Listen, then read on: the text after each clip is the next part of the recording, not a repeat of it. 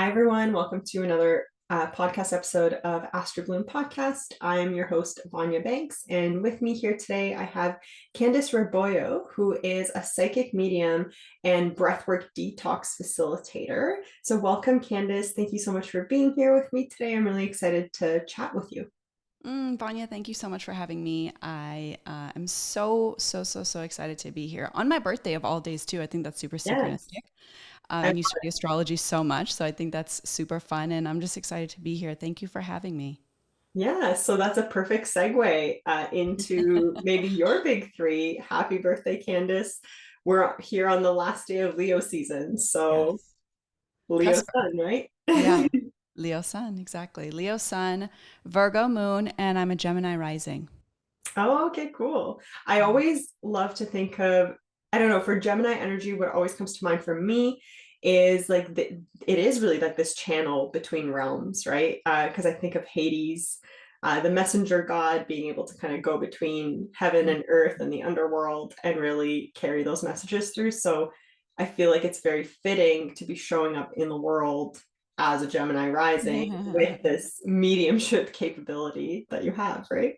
Totally between worlds, and I'll have to understand a little bit more about the Hades Gemini connection because I actually don't know what that means. And I just had a thought yesterday because I work a lot in the darkness, and I thought, where's the darkness placement in my chart? I never really seen like the underworld fully represented, maybe beyond Pluto, but I have to pick your brain about that. And Mhm. I think that the Gemini aspect of me, the way I understand it as well, is it really keeps me like a forever learner. Like I cannot satiate the part of me that wants to learn everything. Like it's never done. I'm always learning. I'm always studying. I'm always hungry for that like deeper wisdom. And it's like nonstop. It's literally nonstop. Yeah, I totally get that. So yeah, Gemini, I think there's just a level of curiosity, right? Of like gathering information, being able to share that information, share that wisdom.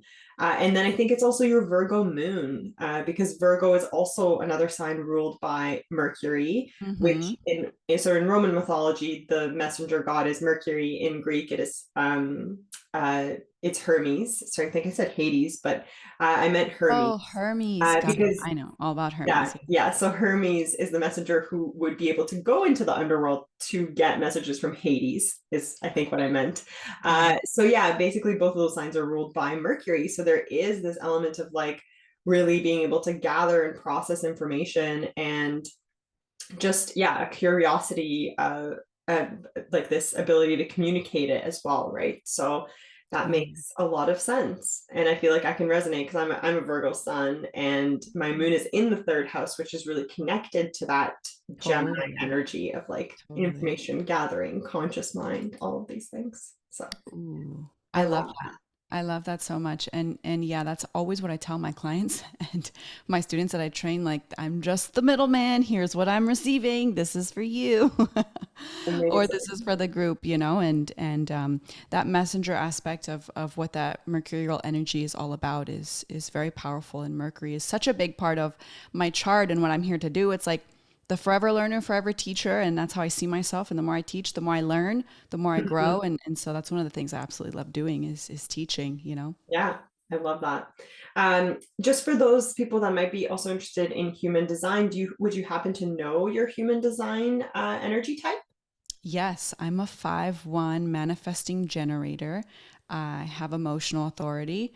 And what else? I'm left angle cross of industry. What else do I know? Not self, but the aim is frustration. Definitely moved through that. A lot of that a few years ago. But definitely in my more like, balanced space and relationship with myself, which is so beautiful. And yeah, I hope is there any piece of my human design that I left out that you're curious about? Yeah, no, I think just a general overview like that is good for people who are into it and who really dive down the human design rabbit hole. I know Yeah. kind of the surface level of it. And so I do know, what 5-1s mean. I feel like I have a lot of them in my life. I'm a 5-2. So we seem to kind Nice. of connect. I don't know how that Yeah. happens, but My yeah. brother's a 5'2". I think you and him are kind of, I don't know if I've met very many 5'2s. Oh, really? Yeah, no, I Yeah, haven't. interesting. Yeah, and the emotional authority is also interesting because it's like having to ride that wave right before Oh you my kind of make a gosh. decision. I Yep. have the same thing. It's Yeah. takes some Always. It's time like, to get used wait, to. I'm like, where am I going? Wait, I'm up here. Wait, no, I'm gonna make this choice. And I'm like, oh my gosh, Don't gotta make wait this commit out. Yeah, don't make commitments when you're on a high, right? Yeah. That's I that's get been that quite the challenge. for sure. Amazing. Well, now that we've got you all profiled, I'd love for you to give the listeners a little bit of an overview of, what your title that I introduced you at really means. How do you help people with the gifts that you have? I love it. So, I am a psychic medium, an intuition coach, a clairvoyant, a channel, a master breathwork detox facilitator. I do so many modalities. But really, it all falls under the umbrella of psychic medium. And one thing that I absolutely love doing is I love attracting my light worker fam, and I love equipping them with the tools to go out and create and lead in their own practice by first attuning them, and then in the process of attuning them and getting them really in this space where they're able to release and hold space for their own darkness, then really teach them how to do that for others and be prepared to do that and prepared for success really within the tools that I teach and the practices that I've kind of put together. So that is my favorite thing to do. It's like teaching. That's the thing that lights me up. So it's funny because I've actually veered more away from one-on-one readings, one-off readings even as well. And my passion is working with people on a continuous basis, whether it's, Mhm. one-on-one in my bigger psychic development programs, or if it's in my courses, that actually is what fulfills me truly. And I'm always building and I'm always creating new things for people to come and land and expand, and at the same time really develop their intuitive abilities, because that's what I feel a lot of people need, especially women. We've been so conditioned out of trusting our own intuition, knowing what intuition even is, learning how to lean into that, knowing when something's off and what it's about, and going deeper into that and doing the shadow work associated with what the intuition brings up, and helping you kind of see others as well in the ways that we need to see them so that we can also protect ourselves, honor our boundaries. And really, I like to see it as like a holistic or a wholesome form of like healing. I'm just not out here, delving information about your future, the past that needs healing, but I'm out here showing you how to do it, equipping you with the tools to do so, so that you can have a better understanding of who you are, where you came from, and then where you're going. I love that. It's such an empowering way to help people, right? Because I can resonate with you in terms of the one-on-one readings and things like that. Of course, those are still part of what I offer, and I think it's beautiful to have those moments of connection with people and help give them, validation, clarity, whatever it is that they need in the moment. Yeah. But it does end up being a little bit transactional, where the real impact happens when you can work with a person, long term, or you can teach them really how to hone in and connect with their own intuition in their own way, because it's going to be different for everyone, Yes. using the experience you've had with other clients and with yourself and on your journey. So I love that. I think Exactly. it's also that Virgo energy that comes through, and Gemini, because I find all of my Virgo and Gemini signature people are always, teaching, Yeah. dispersing information in Yes. some way. So That's me. I take the modalities. I sort of change the things I need to change to make things more digestible for people. It's like, that's a 5-1 in me. It's the part that's here to do things differently and here to show people the way. I build a lot of foundation. I research a lot of things. I'm like the seeker, and then I find what works, and then I regurgitate it back for people and like, hey, like this thing works over here. Come do this thing and let's do it together. And let's, together we rise. That's what I always say too. Yeah, I love that. So I guess for people that, because you mentioned at one point, what even is intuition, to someone who is, because there are a lot of people, myself included, years ago, I feel like I was very disconnected from my intuition, and, my own journey in terms of what I've been able to do in my work and how I help people is very much about connecting back to the intuition through astrology. But for those people that are really early on in this journey and are kind of maybe just discovering their intuition, what would you say intuition is in your terms? Yeah, that's a great question. Intuition to me is like, what can you receive, right? I almost feel like it's this crown chakra related aspect of how we receive. What can you receive into your vessel, into your brain, into your thought processes, and process and understand what it's really trying to show you? Whereas psychic ability, I see as a little more like localized, like what I can pick up here around me. Intuition is like boom, like it's up there and it's coming down here, and it's able to be processed and brought through for others or understood for self. Understanding your next lesson, timeline, that next thing that you're needing to really work with, the next level of your shadow work that you got to do so that you can level up. And I really believe that when you're in tune, when you're intuiting, these things become easier and easier to do and to grasp. And it becomes a much more graceful process, as opposed to a lot of us who, when we first get started, we know it's like clunky. We're like stumbling and falling and it's messy. And as we develop an intuition, things get easier. Things get easier to process, easier to have, easier to own about ourselves. It gets easier to look in the mirror, Mhm. and that takes time to develop, really, because in developing an intuition, my nose is itchy. Sorry. This happens a lot when spirit's wanting to talk. So there's a message for you later. We'll tap into that hopefully at the end of Okay, this okay. episode. That's so interesting. Um, yeah, my nose, every time it's like a little feather on my nose. Every time that happens, it's like, oh, someone's here, someone's here. Like, So if you hello. see me doing that, yeah, I swear I don't have like something that I'm just constantly itching at, other than spirit trying to get my attention. Um, so where was I? Intuition. Okay, developing intuition. This is the tricky part because people feel so disconnected from their intuition because we all have a lot of clogged up energy pathways, right? There's these things called nadis, and it's like whereas veins carry blood, nadis carry divine chi, energy through our body to keep what I believe is our soul in our body and energy flowing to all the organs, to our heart, to keep everything flowing.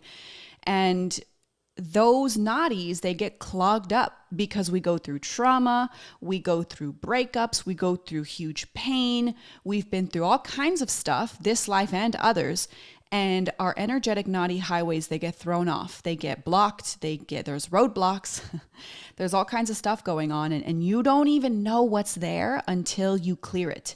You won't even know sometimes that you had this thing going on until you've healed it. So there's a lot of that going on with a lot of people too, as unconsciously carrying a lot of pain. And sometimes it's ours. The other thing is a lot of times it's not even ours. It's ancestral patterns that are trying to play out within the family system so that somebody clears them and somebody knows this is going on, and it has no other way to showcase itself other than to cause us pain, because that's the only way. It's like, pay attention to me. It's a knock on the door. So our job is to face those things. And when we do, and when we can learn how to deal with them, process through them, and love the lesson, show compassion for ourselves, forgiveness for others and ourselves, then that's when more and more intuition starts to come on board. But I think this is why a lot of people feel disconnected from their intuition, because sometimes it can take a lot of groundwork to really develop that skill. But when you get there, it is the most satisfying thing. It is like there's few things that I think really satisfy a woman, I feel, and just that the women I work with, it's like to see them develop their intuition and just trust themselves. They're building a trust and a confidence in themselves, and a respect in what their consciousness is showing them, learning to tune into those pings. There are a few things more satisfying for me to witness than that Yeah, process right there. yeah, for sure. And it is a journey. And I think the more you kind of lean into trusting your intuition with little things and understanding how Mhm. it speaks to you, like you said, the easier it gets. And Yes. it's really like a muscle that you have to work out, essentially. Totally. Yeah. Totally. It is Yeah. exactly like a muscle. That's exactly it. It's like reps, repetition, right? Repetition, practice, going in and intentionally choosing to do it too. You know, that right there will initiate the process of you developing your intuition, just saying yes. Like Yeah. hello to the universe and yes to my intuition. That alone is very beautiful too. Hmm. Amazing. So one of the things that I would love to learn a little bit more about as well is, how did you get to where you are right now? I know that can be like a very loaded question, and there's always breadcrumbs that sort of lead us down a specific path, but what was maybe, or what were some of the most pivotal moments that sort of led you to reconnecting with your intuition, and, or were you always connected to your intuition and this is just something that you really like hyper developed throughout life? And yeah, I would love to hear a little bit more about that. Yeah. My intuition has always been there. I always knew what my path was going to be. It just took me a while to believe it. But I have always known since I was a kid, I was always being pinged. You know, when I was going through, the reason I am who I am is literally because I had a really rough childhood and I had a really painful experience growing up. And then that led to a string and series of, very toxic relationships because how can you grow up in a very unbalanced home and think in life you're just going to like breeze through life and have the most amazing relationships? It's like, nope, all your patterns are going to repeat themselves in your relationships. Yeah. So that's what really helped me refine the gift. But I always had the gift even when I was going through trauma when I was very young. Like I can remember having these thoughts at like 4, 5, and 6 years old. And while I was experiencing the trauma, I remember my intuition, my angels, and my guides telling me these are the things that one day you're going to have to work through all of this stuff. You're going to have to forgive all of this, work through it, and then teach other people. That wisdom and that voice was there from that early on. I can remember it clearly. And then you grow up a little bit more and you still hear the voice, but you dim it a lot more, because in society we learn how to not trust ourselves, not see our value, and we believe our value resides in the hands of other people. So I went through that phase too. And coming out of that phase and making a lot of mistakes in relationships and getting tumbled around in life and having a lot of even more family secrets come up in my life helped me really go deep. I really had to dig deep for healing for me to be able to like literally survive that process. And I'm so thankful I did. And I never thought I'd be on the other side where I'm in like full forgiveness of all the things that happened to me, in full forgiveness for all the ways that I was victimized in the past. There's literally nothing but love. And if you would have told me that that would have been the outcome back when these things were happening, I would have thought you were crazy. But in developing my intuition even more, it always led me back to healing those past moments. And I found the more I went back to the past and I healed the things that hurt really bad and that happened already, then I would just only come back to myself more. And I would just only feel more and more and more whole and less fragmented. And I just, from there, really saw my light and who I am, what I'm here to do, how I'm here to clear a lot of that dark energy for others as well, so they can feel the same freedom that I now feel every day in life. I'm not saying every day is rainbows and butterflies, but compared to what it used to be. And now I literally wake up and I live my dreams. I literally live my dreams. I work for myself. I am so satisfied from the inside out. Everything that I do in life, I created it and I did it. And it just that has been like the biggest, I think, part of the journey is just again turning back, facing the darkness. And because of the traumatic childhood as well, I was always scanning people to see who's safe, who's not, who's got stuff going on behind that happy little mask. And so because of that, I could always see who is aligned and who is balanced and who is genuinely, good, let's say, from the inside out, versus those who weren't at the time. And that skill just transferred over to me being able to really see past people's facades and egos and the parts of them that are afraid to look. And our consciousness is set up, guys, to not see the pain that we grew up in. So we have to really like work to see these things and work to undo it. And that's how I really like stepped into the more fuller power of what I can do and who I am. Mhm. Yeah, it's I mean, I think there's a lot of people who just don't want to look, beneath that rug because Correct. there is so much pain and trauma and all of these things that we've kept repressed that can surface when you peel back, Yep. the rug and look under it. But there's so much empowerment that comes through that. And I feel like that's a very kind of scorpionic process. So I'd be interested to understand, where your Scorpio placements lie in your chart, because it's usually only people who have those, a Scorpio signature of some kind that are willing My to go North there. Node's in my ninth house. I think that's part of it. Okay. My Okay. Pluto's also in Scorpio, so. Yeah. I think it's a lot of our generation too that have Pluto and Scorpio, especially if it's a prominent like placement or if it's got a lot of aspects going to it. We are a bit more willing to do the shadow work and to look Yes. underneath, and to kind of alchemize all of that, right? Because there is so much empowerment that comes from that and so much wholeness and integration. Oh, I think it's the eighth house. The eighth house is The the eighth house Scorpio house. makes Okay, sense. that's Yeah. where my North Node is. That's what it Okay. is. Yeah. Okay. Yeah. Definitely that. In Well, Pisces. So it's like a lot of psychic energy, a lot of intensity, oh a lot of yeah.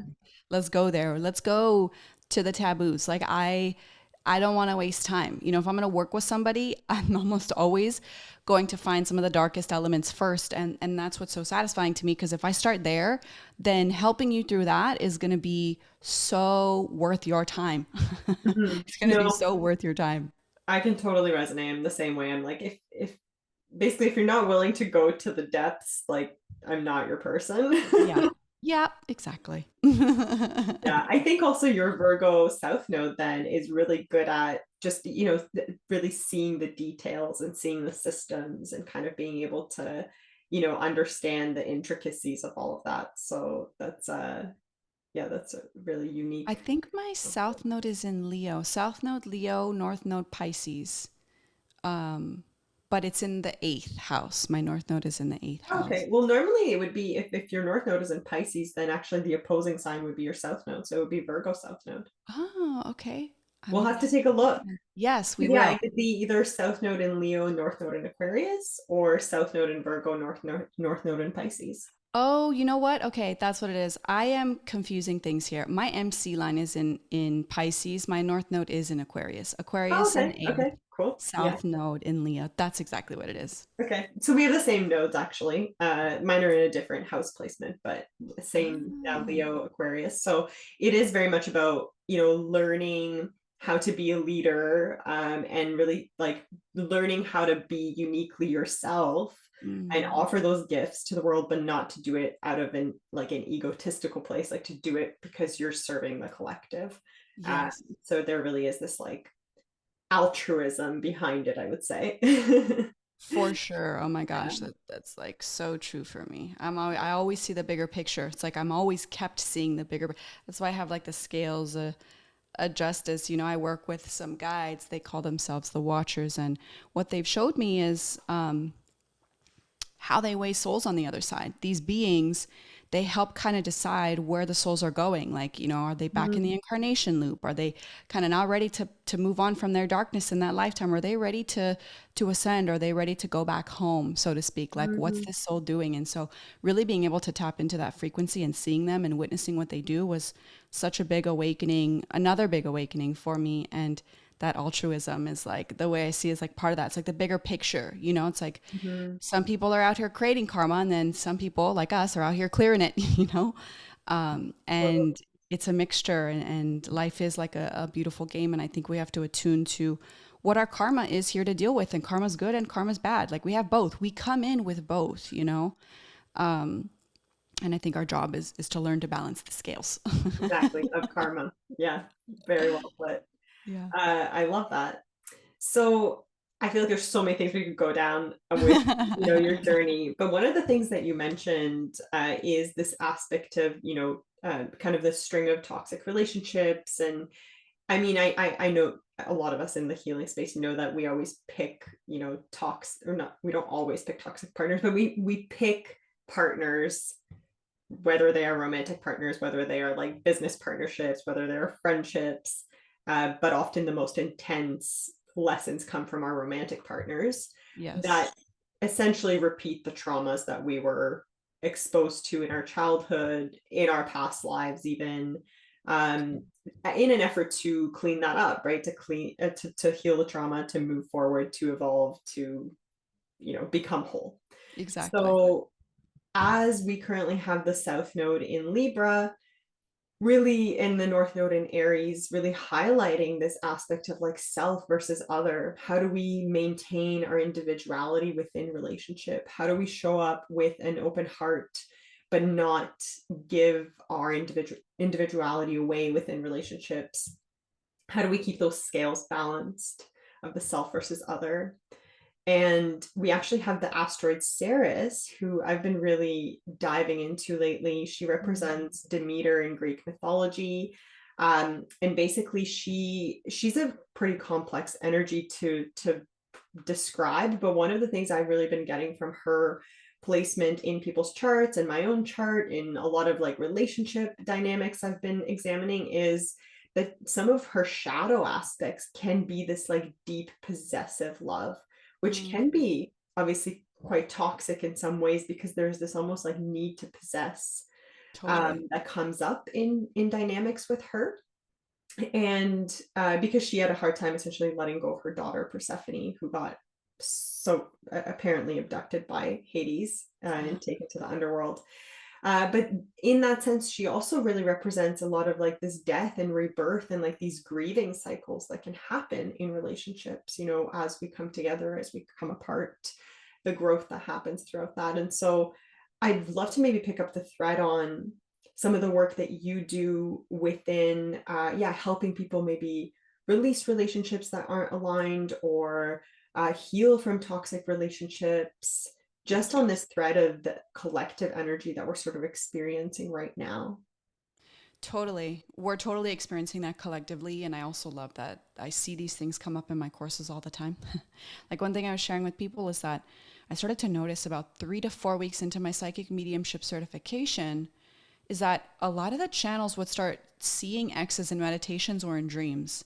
And a lot of these like unworthiness aspects and fragments were coming up around that time because they had done enough work to now, okay, they're ready to see that that one relationship, the door wasn't fully shut. And that one relationship really kind of dug into their lack of self-worth, was really like highlighting these things that they weren't able to fully digest at the time. And this is for everyone listening. You have to go when you have an old relationship, even if it's over, even if you are married, okay, there are still things from that past that will come back and trickle in when you start healing. And it doesn't mean that you're not a loyal or faithful partner. It doesn't mean that you like that person again. It just means there's an element of what's coming through that's now ready to be seen and healed in regards to what that person was reflecting to you that you could not see and process at the time. And now you can. So that's why it comes back to the surface. And I feel like we're all going through that like collectively right now. Yeah. And and this is not only true for romantic relationships. This is true for personal relationships too. I don't remember where I read this, but I resonated with it so deeply because I always felt like, in a way, I was kind of like self-orphaned in this lifetime. And I love both my parents, but I had to go through this deep process of separation. Well, I only met my biological father a few years ago, so let me just say that too. But I went through this process with the both of them, even after meeting him, and with my mother, where I really had to separate myself from them. And I realized there's always this aspect of consciousness, our inner child consciousness, that wants to please them, and it will automatically absorb all of their pain to just receive love from mom and dad. And I had to honor that that was in me. And then I also had to kill that part of me, because that part of me was keeping me in such a toxic cycle, looking up to this mom and dad that I wish were like, these like, how shall I say, like godly figures who have it all figured out and know what they're doing. And it's like that the aspect of our consciousness that wants mom and dad and just wants to be held.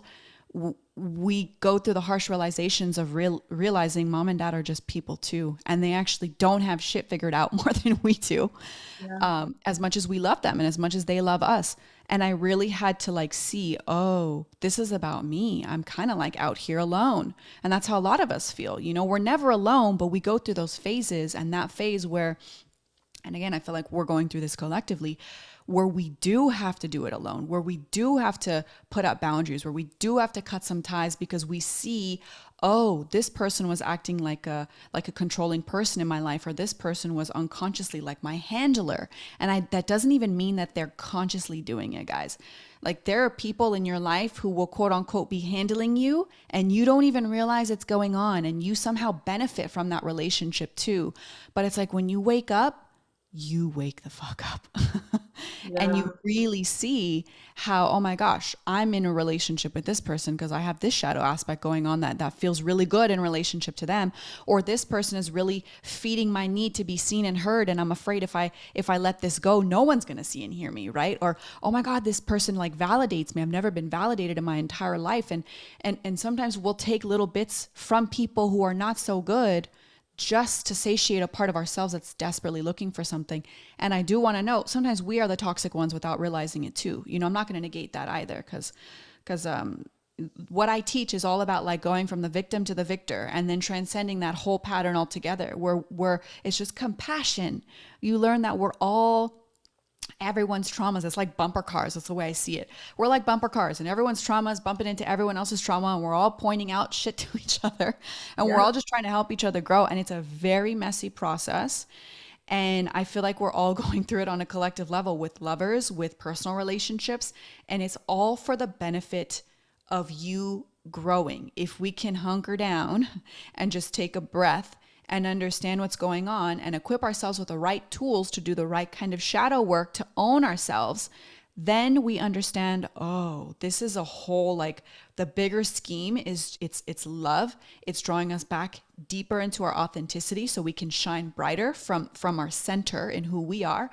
And then from there, I can manifest more and more things, because relationships are evolving. Just like humanity is evolving, spirituality is evolving, relationships are going to be tested more than ever. The old model of mom and dad, mom staying home and working, and dad just going out and making the money, and that being a completely satisfying dynamic is like, it's dying. And I'm not saying that dynamic still doesn't work. And in fact, I want that dynamic myself. You know, there's an element, you know, that I want to have children. I want to be a stay-at-home mom. Like, I want those things. So I'm not going to sit here and say that there's not beauty in traditionality as well, because there is. But I'm saying on a deeper spiritual, mental, emotional level, we need more as people. So everything is shifting. Relationships are changing. And that's what I feel like this South Node in Libra is really about with this series. You know, conjunction happening, this passing through it. It's like, how do we show up in relationships? What are we looking for? How do we set up dynamics where we can compassionately allow each other to be ourselves and grow at the same time and become different people? Because I think people start getting really scared in relationships when shadow work starts happening and growth starts happening, because people are like, oh no, are you going to like grow out of me? Are we going to shift out of, you know, people could get jealous. It spurs fights. And it all boils down to like an insecurity and a fear of abandonment. And these are all the things that we're needing to like really clear the trapped emotions around and face ourselves in the relationships. At this point, moving forward, I feel like you cannot get in a relationship unless you're really ready to look in the mirror, and unless you really have like a developed heart. And that's what I see my courses and my work kind of doing for people. It's like that preparation for deep love, and let us lovingly learn to belong to each other and how to be graceful in the process. It's already hard one-on-one, and now we're bringing another soul into the mix with us to grow with us. And we just have to have ultimate compassion for them and ourselves. Yeah. I mean, I would agree. I think, you know, especially like romantic relationships is like, that's where you face your toughest like mirrors of your Yes. shadows. And Yes. it's always easy to like play the victim and point the fingers and, you Mm-hmm. know, say, this is your fault, you're not doing the work or whatever it might be. But at the end of the day, it's also pointing something back at you that you haven't fully integrated or owned, or, you know, it's definitely that element of like balancing those scales, right? And finding Totally. the equality within relationships too. So Yeah. And I've had to learn, I'm still learning. You know, I'm not in a relationship, but I almost see myself like as preparing for one. Um, and I've had to learn compassion for the masculine, because I've always seen, you know, like in my shadow aspect, I've always sort of seen, and because of all the trauma I went through too, at the hands of the masculine, I always sort of seen men as very immature, young men children beings, you know, who don't know what they're doing. I would just lack compassion, be very like angry, rageful, resentful, embarrassed of them. Like, what the hell are you doing? You know, why are you like this?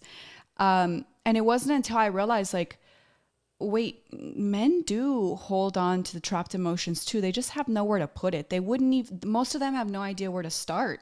You know, and these like this deep compassion came in for understanding that they don't really have safe spaces as much as women do. I mean, it's Mhm. growing, but they don't really have as many spaces to go in and work on their shadow aspects and work on their dark parts and understand what's even going on. And in fact, society and the patriarchal system I feel we live in still kind of tells them it's okay and you should move through life with all that dark negative ego instead of teaching them how to undo it and teaching them how to heal the ego so that the ego propels them into the light instead of into more of their darkness and just Mhm. trying to defend that darkness instead of stepping into their light. And there's not a lot of tools, and I don't think many are even aware that that's something that's going on on the collective too, which can be challenging. But I've learned to become so much more compassionate, and I just see the you know the wounding of the masculine as part of what the feminine is needing to work through too.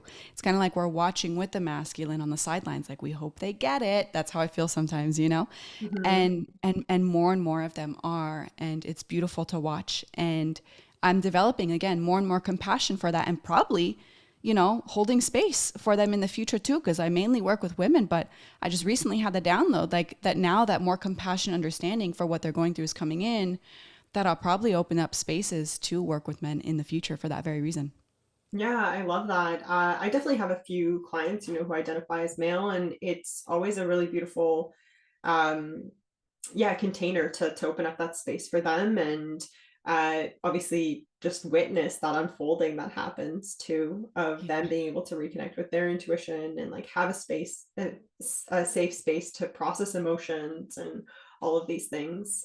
So yeah, I can definitely resonate with that. It would be lovely. Like I have nothing against working with the masculine. It would be lovely to Mhm. have more of that in my work as well. Absolutely. Absolutely. I agree. I agree. It's like welcoming more and more like of the masculine into our work. It's like traditionally my work attracts so many women because it's like develop your intuition and Yeah. psychic ability and heal your ancestral lineages. And typically most males haven't resonated with that, or those who you know, identify as male, those who embody more masculine energy don't necessarily always stop to turn around to look at those things. But again, I feel like those things are shifting, and I'm finding that there's more and more interest to the work. So it's like our job is just to like keep shining the light on the things that really light us up, and it more all the people who need it, you know, male, female, will and the in between will come and find exactly what they need at the right times when they're ready. Exactly. So with respect to some of these like relationship dynamics, you mentioned, a lot of these old connections will start resurfacing for people when they open up their channel more, when they work more with their intuition, their third eye. And so I would just love to understand a bit more around, how does it work to then start clearing some of this stuff? Is it shadow work? Is it energy work? Like I know you do breath work as well. So just Yes. love to understand a bit more of the tools that people would then use in working with you to help clear some of these attachments. Because I think Totally. from an energetic perspective as well, I recently had some energy work done and did some breath work actually, where I had the realization that I had stored lots of very like trapped emotions in my hip, and it was actually manifesting as physical pain. And after I Mm, had done this energy work and did some like really potent breath work, it basically just went away. you moved it out. So but I also think that especially in romantic partnerships, like, and as women, we tend to also store a lot of the maybe the trauma or the kind of that toxic energy like in our womb space as well, like from Oh, totally. intercourse. Totally. So yeah, I would love to hear more about how do you go about releasing those ties? How do you work through that? It varies person to person. Yeah. because there's a spectrum, right? Sometimes a relationship is incredibly toxic and there's like really dark attachments there. Mhm. And then sometimes it was just like, you know, like there's, let's call it more generalized tension within a relationship. It really depends what you have going on. Because sometimes these toxic relationships, they go back, they go way back in time, and we have to find the root. We have to find the root of like when this happened, why it happened, retell the story. Sometimes I tell people I just feel like a librarian. I'm like, go to this aisle at this, like check out this book, read the passage, see what it was, and then okay, we understand it, cool, now let's clear it out through visualization, through breath work, through the ancestral alignments that I do, to allow the pattern to be seen, heard, understood, and now thanked for the lesson. And then you watch it lift and go away, literally. So there's that aspect of things. And then sometimes it's as simple as seeing that we have an integrated part that or a part that needs integrating, that needs to be looked at, like, oh, like what can I give you for an example? Like the parts of you that feel like you can't do it on your own, right? That you can't be on your own. The part of you that feels like, oh no, I need this person to fulfill me in X, Y, and Z way. And then that's the only way that I'm worthy, right? If you have like a part like that going on, there's typically something somewhere living in your body that's telling you that story that just needs to be seen, understood, what it's trying to say, how it's been trying to say it, you know? And then you bring that resource through somatically walking that experience. Or you can also clear it by using a part of your body that is much stronger. I always say, like, we're self-healing beings. We're self-healing mechanisms. We're literally like these divine batteries. Just Mhm. like you have parts that are wounded, you also have parts that are strong. It's like your own chi. It's your own divine life force energy that can heal anything in your body, including trapped emotions. So when you identify somewhere that's stuck, you know, let's say the womb, right? Might be holding on to a lot of trapped emotions there, a lot of pain from yourself and maybe your previous lover. You can use a part of your body that might be strong. Maybe it's your third eye, maybe it's your heart, maybe it's your solar plexus that is strongest at the moment. You can use that energy to send to the womb, to the other area that's wounded, to really help heal and clear it out. And then check back in as you've done that sending of energy, sending your own light back into somewhere else that needs it. And see if it's still there, if it's cleared. Sometimes they clear immediately. Sometimes it's like, oh, it's still there. And it looks like X, Y, and Z. It's a lot of guided visualization. You'd be surprised how your unconscious is ready to show you these things and pull back the layers and give you the visions and the insights as to what's really going on. You just need a little bit of guidance, right? Like, say, Mhm. for myself, for Vanya, to help you understand, okay, what that pattern has been trying to say. That's it. That, like, our job is to see, what has the pattern been trying to say? Where is it living in the body? Let's tell the story, and then that's going to clear it. Mhm. And that's the pattern for the most part. Now, when something's deeper, stickier, sometimes there's different protocols, right? Sometimes you might need to couple that with some herbal baths and some cleanses. Sometimes there are like little fun but beautiful and loving rituals that you need to do to really bring in love and life force energy back into your emotional system, back into your body, right? So there's always tips and tricks to the trade, and no one, you know, person's shadow work is going to be cookie cutter to the next person, but it's like finding what works for you. And it's always a beautiful process to like have support. That's why I do the work I do in groups, because I believe when we're witnessed in the work, we grow faster. Like when there are more eyes, ears, hands watching you, you know, who are helping you through it, I believe we grow 10 times faster that way, and we can catapult, we can launch ourselves into all that we're looking to do so much faster when we do it in a sacred space and a safe group. Mhm.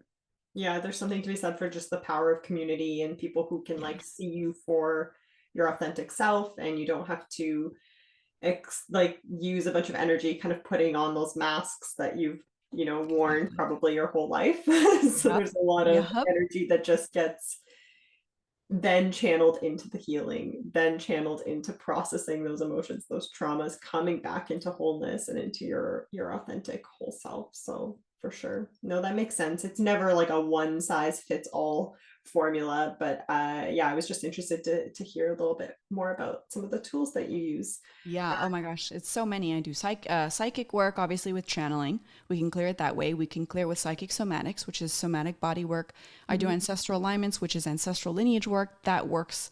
That's probably one of my most powerful tools for sure. There's mirror work, breath work. I do a process called inner dance, which is like literally like a meditative music experience that aligns your right and left hemispheres of the brain and shows you all kinds of visions and things. And you're just lying there.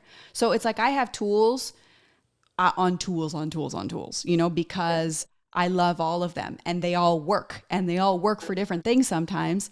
And it's like, what do you want to color with today? You know?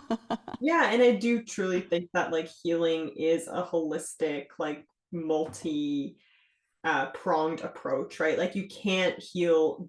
That's why I think, even though I think talk therapy is incredibly powerful, you cannot heal trauma just with talk No, therapy. you can't. Have to involve the emotions, the subtle body, the energies. You have to involve the like the physical body as well, because all those things get trapped on the physical level and manifest as different imbalances, diseases, pains, whatever.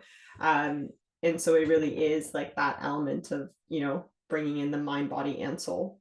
Like there isn't, Totally. yeah, Totally. It's the most beautiful thing. It's like we can't leave out any aspect of ourselves. It's just like when I'm teaching people to be psychic medium, you know, develop their psychic mediumship abilities, you would think I take them straight to their angels and guides. The first thing we actually do is I start with inner child work. That's the yeah, first thing we do because if I don't align you and if you're not working on your stuff while developing your intuition, I'd be doing a disservice in creating not fully prepared psychic mediums to deal with other people's darkness out there. Because if you can't face your own, you're certainly not going to be able to help somebody else get through theirs. And that's all that's going to come up when you're developing your intuition. And what you're able to see oftentimes is what people need to work on. And yes, where they're going, but also how they need to get there, which usually involves clearing a lot of blocks along the way. And to work with the inner child to make sure one, they're on board and they're excited about the psychic mediumship journey is important. And then two, that they're heard and that their needs are met too. Because if your inner child's needs are not met, it's going to be very hard to manifest anything else in life, truly, yeah. especially a psychic ability. 100%.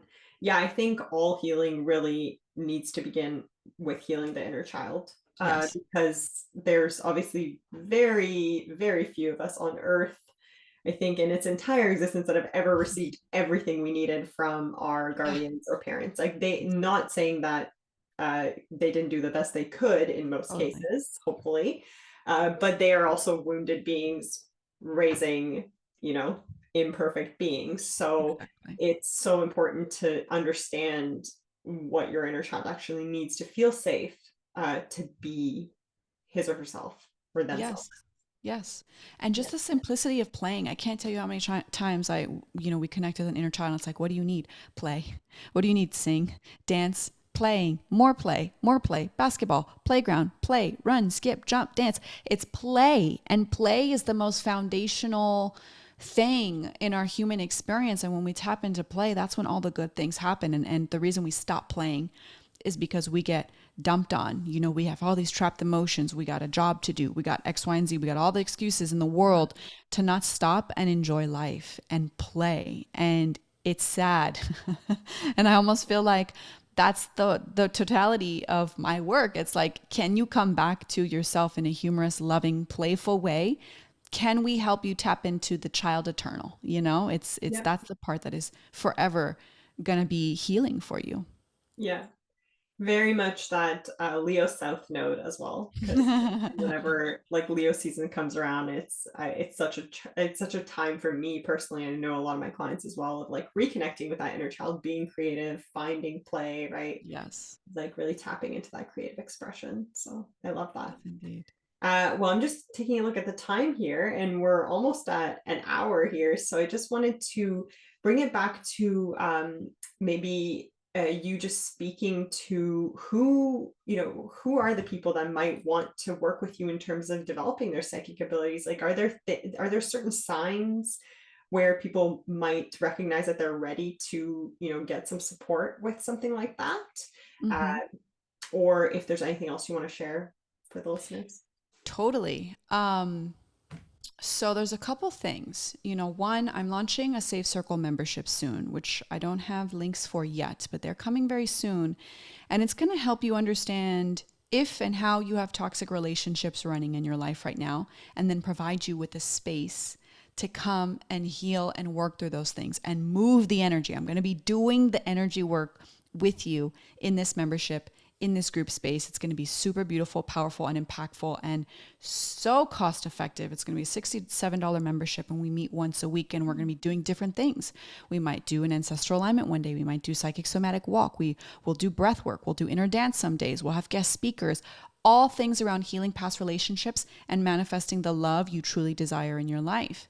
So there's that aspect there. So if you know you have toxic relationships in your past, get connected with me, stay connected with me, because that membership is going to be a key. It's going to be a key for you to understand what it is that you have going on, and then provide you with the tangible steps to clear it so that you don't bring that stuff into your next relationship, because we have a responsibility to make sure, that we also aren't dumping on our partners, and as best we can. And again, our stuff's going to come up in relationship anyways, but it's like developing that muscle for compassion for each other. The other aspect is, if you have an inkling, even if you just hear psychic mediumship development and it pulls you in, and you're like, I wonder, or I've had some dreams about loved ones, or I get this ringing in my ear, or I just have this knowing, or sometimes I just get random chills in my body at like very distinct times, and I know something's trying to communicate with me. These sorts of things, or you just feel presence around you. You can smell certain things at certain times, certain loved ones who've passed on now even. If you know you have those things going on, then we're likely meant to work together, or you're likely meant to develop your psychic mediumship abilities at some point in your life. Now, in general, if you're a light worker and you really feel that way, but you're afraid of like, where do I get started? How do I know?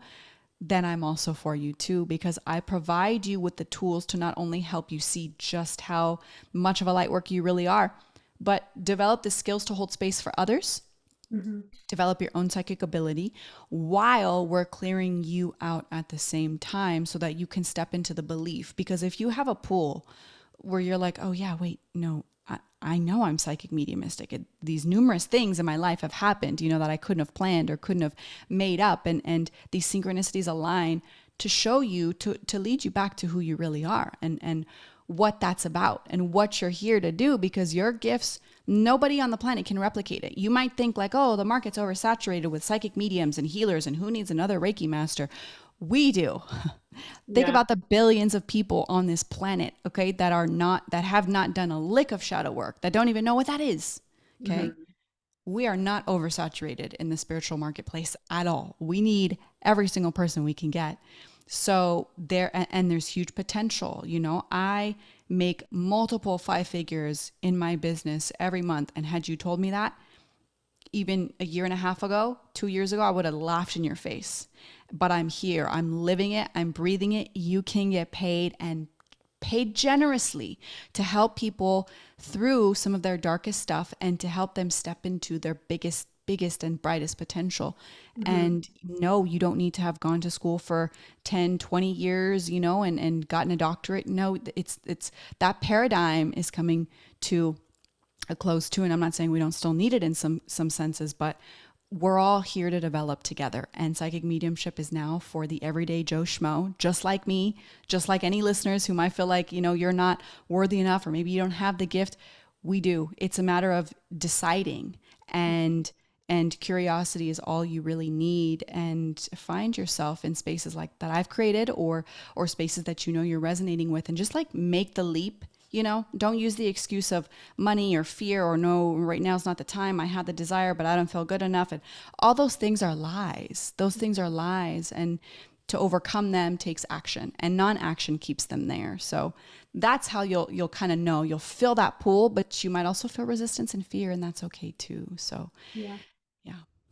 Amazing. Well, that sounds so great. And thank you for sharing that with everyone. Thank you for sharing your wisdom in general. It's been lovely speaking with you. And I feel like we'll have to do a part two at some point because there's so many avenues we can go down. Oh, yes. So, so many. Thank you so much for having me. This was so much fun. Oh, wait.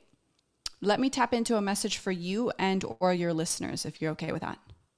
Sure. Yeah. Why don't we do a collective message? Is that Okay, good? collective. Yeah. Let's do a collective message. Yeah. Perfect. So that's who I feel like all the itching was for. So give me a sec. Let's tune into the collective message for the listeners.